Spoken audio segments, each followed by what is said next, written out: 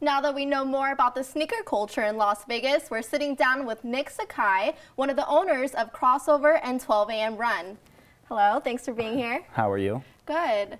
So it's nice to see you outside of the store for once. I know, it's nice to be here. Thanks for having me. Great. So you're one of the owners of 12 a.m. Run at the Link and Crossover inside the Cosmopolitan. Those are like my two favorite spots on the Strip. How does it feel to have those great locations? It's nice.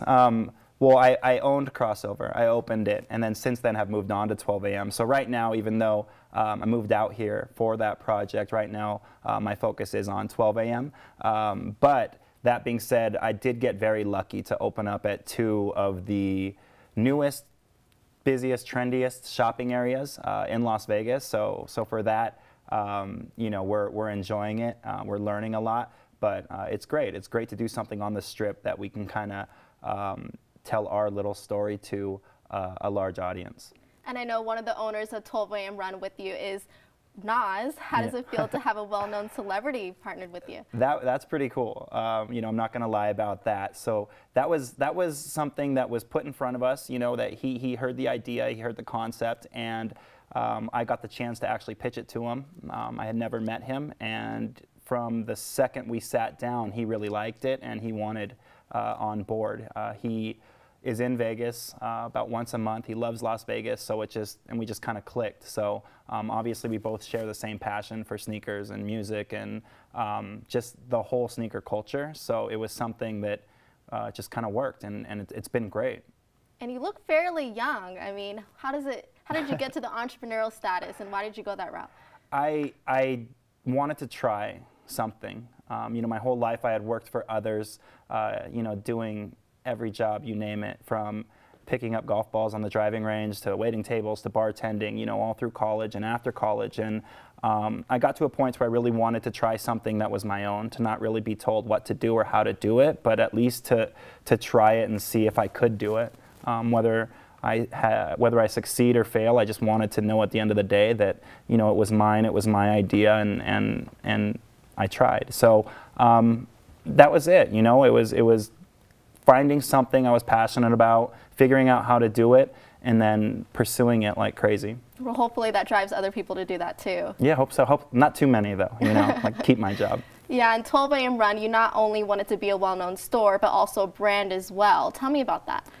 Well, right off the bat, we were drawing a lot of Nas fans, a lot of, you know, his reach is crazy, coast to coast, global even, and then in Vegas being a heavily visited tourist city, you know, they were coming here every day. We were getting people in the store asking about Nas, asking about the brand. So the brand really took off before we knew it, instantly. So that's one of the areas that we kind of want to focus on to build, and it's fun because it's ours. You know, it's ours. It lives here. It was born here. So it's in our backyard.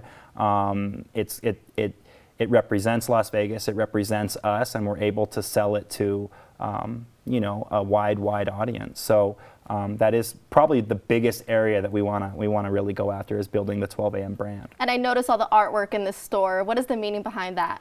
The art was something that I really wanted to do as to showcase that the younger generation, the younger streetwear culture is just as grown up and just as can appreciate the same things that, you know, that are often put in higher end boutiques or in museums or whatnot. So we found a really cool selection of artists, and we blasted our walls with them. We have these really cool 30-foot ceilings, and we put the art giant pieces up. And what they are, they're really cool. I call them like generational pieces, meaning that, you know, a 10-year-old kid up to, you know, a 50-year-old guy will see it and understand it. Whereas a lot of times the story art tells is to a specific consumer, where ours is it's younger, but it's still art. You know, we've had people come in there and offer us tens of thousands of dollars for the pieces. So I think it's pretty cool, and it speaks to a customer that doesn't usually get spoken to,